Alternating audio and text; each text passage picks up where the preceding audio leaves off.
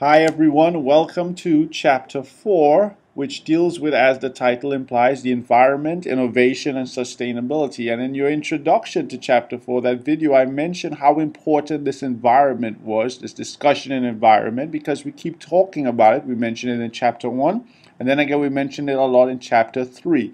So the environment plays a huge role, has a huge impact in terms of organizations' productivity, their profitability, and their success. And of course, the environment has an influence on a firm's ability to innovate, to create new things, new processes, and new ways of doing business. And it's the sustainability of the environment that we're most concerned with in contemporary management. Doing things today to help organizations be successful in the present, in the short term, but with a mind and with a perspective on long-term sustainability. So let's begin by looking at these different concepts and their interrelationships.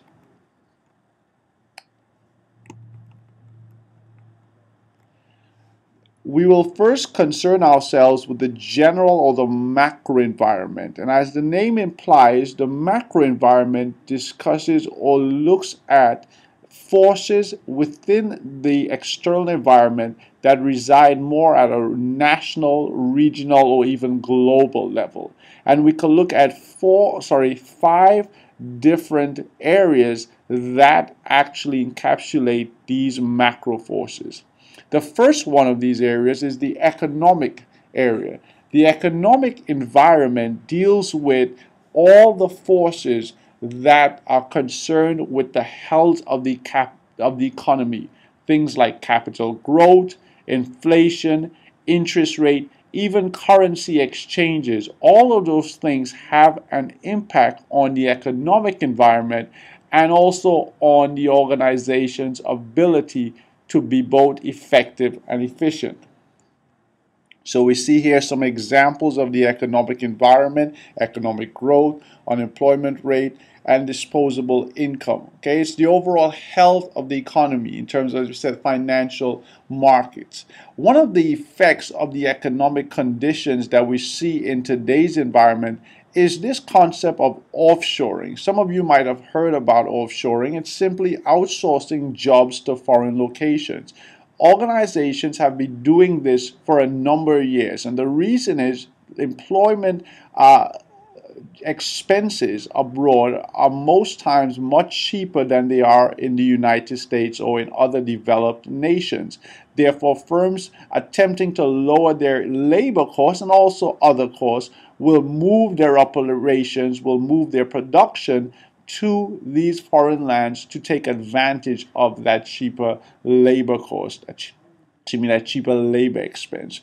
But with the state of the economy as it is right now in the United States and other nations that were once areas for offshoring, like India and China, becoming more developed in terms of their economy, we're actually seeing a level of reshoring, whereas jobs are returning from foreign locations and are now being done domestically. Also, you see even foreign companies taking advantage of American production facilities in terms of their production output. For example, BMW is an example of a German firm that is using production in the United States to fulfill its strategic mandate. So those are the economic conditions, and of course they have an impact on the organization's well-being. Think of a construction firm right now. You may know somebody who's in construction, but if you're in construction right now, it may not be the best time for your business. Why?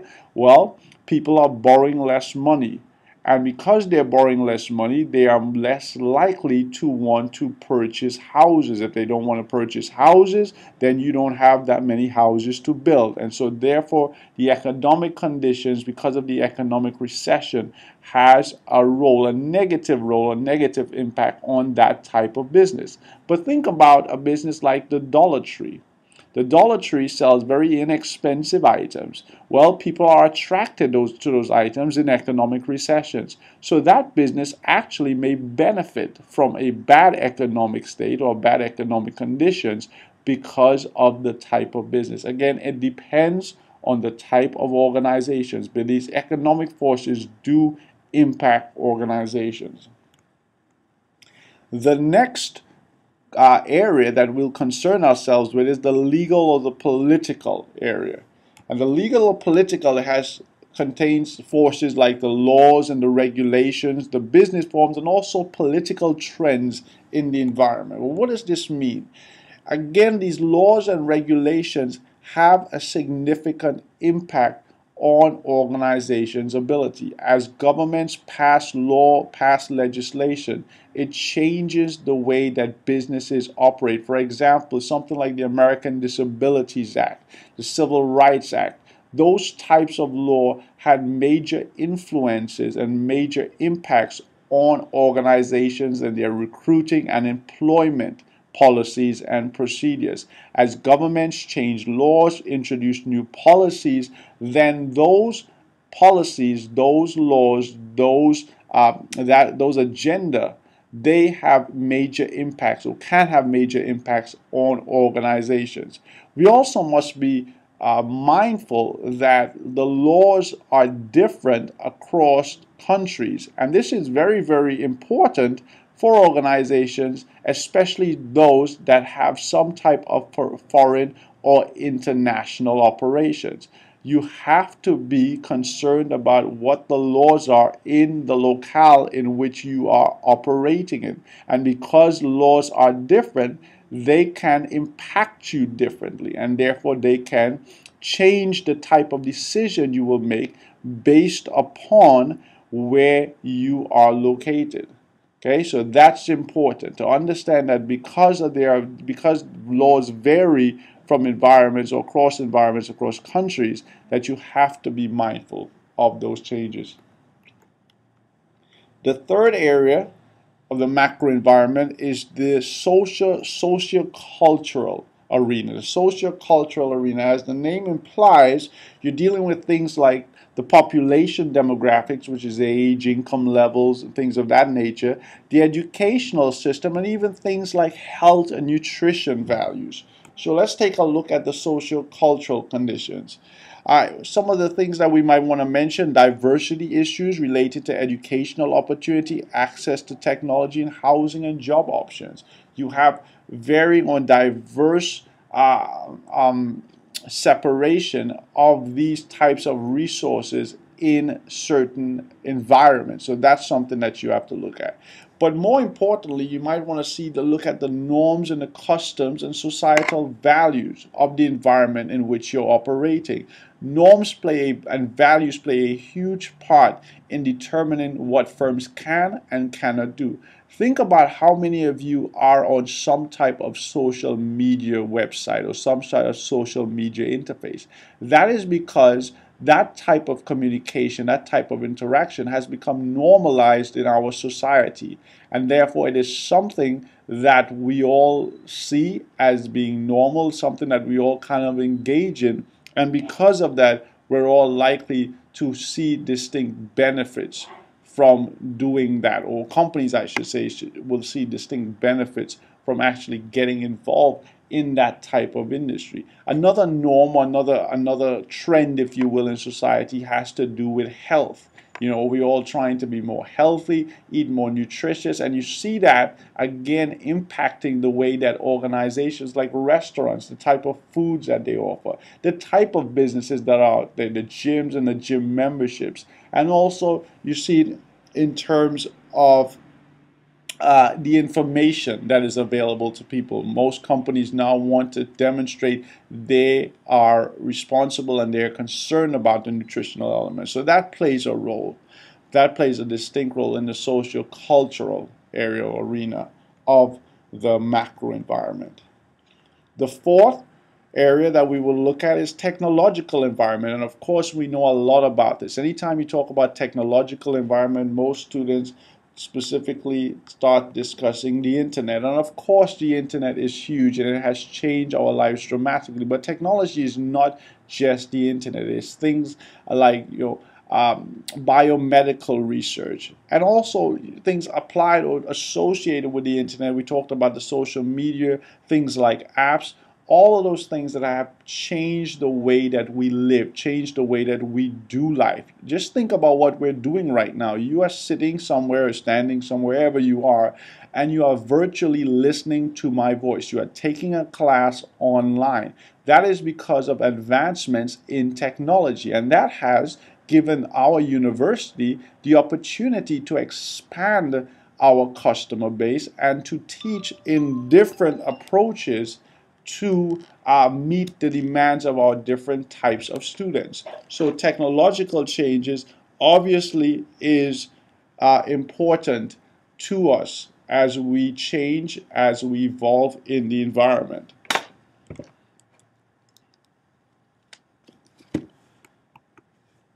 The last area that we want to concern ourselves in the macro environment is the natural environment. And of course, this is something that is distinctly tied, especially to the concepts of sustainability that we'll look at a little bit later, or in fact, in our second brief lecture. The natural environment plays a key role in the macro environment. You hear many companies these days talking about their efforts to go green, their efforts to reduce their carbon footprint, and again to reduce the level of emissions that they're leaving or that they are producing, and to promote that sustainability. A couple of years ago, the BP oil spill impacted New Orleans, and that had, of course, distinct influence and distinct repercussions to many businesses in the area. So the natural environment is a key stakeholder and an important element in the general macro environment. Again, it can promote certain business opportunities, it can help certain organizations, but it can also be an obstacle for certain organizations, especially those that are not committed to the sustainability of the natural environment. So these 5 areas, the socio-cultural, the legal, the political, the economic, the technological, they all play a distinct role in creating this general macro environment that firms have to operate in. Those macro environments, they essentially set the stage. They are the indirect forces that operate, as we said, at the national or regional or global level. And those forces are key because changes in those forces, whether they affect the firm negatively or positively, must be taken into consideration as the firm plans for the future and operates in changing or volatile environments. But those general macro forces we just said are mostly indirect. The economy is bad, but just because the economy is bad doesn't necessarily mean the firm will directly feel that. The way the firm feels the impact of the general or macro environment is actually through the influence of a more micro or specific task environment. And it's comprised, I should say, of the organizations, groups, and persons with whom an organization interacts and conducts business with. Well, we've seen this definition somewhere, haven't we? Yes, we've seen it in chapter 3. That is essentially the definition of stakeholders. Stakeholders are the institutions, the entities that are in the specific or task environment of any organization. And these stakeholders, as we indicated in chapter 3, they influence what a firm can or cannot do. They are in fact the direct forces which impinge upon the firm's ability to be successful, to be both effective and efficient. And they exist therefore in the task environment. So the way that it operates is that the general forces are transmitted to the firm through these direct or specific or task environment forces. Okay, that's the general forces, the general macro environment at the top. Underneath that is a specific task environment, and then the organization. And so we've seen obviously this before. This is very similar to what we saw in chapter 3, where we talked about the multiple stakeholders. And all these stakeholders do impact the firm, not necessarily equally or at the same time. As the environment changes and forces become dynamic, some of these these stakeholders may impact the firm stronger than others at certain times, but they can all become important. The firm is attempting, by interacting with its macro and micro environment, to be the most successful it can. And a firm's success is measured in part by its ability to create and sustain a competitive advantage. And what is a competitive advantage? It says here it's a core competency that clearly sets an organization apart from competitors and gives it an advantage over them in the marketplace. It's simply being able to be unique and to be superior in terms of your performance than your competitors in the market. One can argue a company like Apple has a core competency in terms of its innovative ability, in terms of its creativity. That has given it a competitive advantage. That has allowed that organization to be more successful than its competitors because it does something better and more uniquely. Okay, I just read an article about an airline called Allegiant Airline. Allegiant Airline, you may not have heard of them so much, but they are actually a very, very successful company in a very, very unattractive market right now, an unattractive environment, the airline industry. And the reason they're able to do that and be successful is that they have a very low cost structure. They give travelers very affordable options in terms of their traveling, and the way that they make their money is through some of the fees that they charge. So firms have the ability to achieve these competitive advantages, and the way that they do that is by creating superior value for customers. We saw that term before, creating superior value, when we talked of chapter 1. And essentially, superior value means it's something that customers prefer or desire. Okay? So think about the things that as a customer you desire. Well, you like low prices. And the firm's ability to give you low prices is dependent on its ability to have low costs. You also want quality. Many times we want quality in terms of not only reliability, but also excellent aesthetics. And delivery, we want quick. We want our needs to be met in such a way that we can actually get what we want, when we want it, how we want it. At a level of flexibility, of customization, we want things to be done the way that we desire. So all of these things allow firms to create these superior value and therefore competitive advantage. Okay? The last thing we're going to look at in this brief lecture is the idea or the concept of environmental uncertainty. We mentioned before that the environment is somewhat not static. Environments are moving, they're dynamic, these forces change all the time. Think about the economy changes, or the legal situation. A new political party comes into power, they change the laws. Technology is always evolving. The natural environment is changing. We're talking about climate change. And so all of these things can present organizations with a very complex and very, very volatile situation. And that complexity and that volatility, or the rate of change, that all contributes to what we talk about, what we can call environmental uncertainty. Environmental uncertainty is basically the lack of complete information, being uncertain, being unaware about what actually is going to happen in the future. And so if we see these types of arrangements here, well, the worst case scenario, the highest uncertainty, of course, is when you have great complexity of the environment. And what do we mean by that? When there are many forces that are acting in the environment, and those forces tend to be highly interrelated or interconnected, that's high complexity.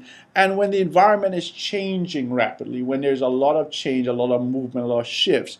And so the highest uncertainty is here, where you have great complexity and also great rate of change. And the lowest situation is when you have low complexity, obviously, and low rate of change. This is a pretty stable market right here, a pretty stable environment.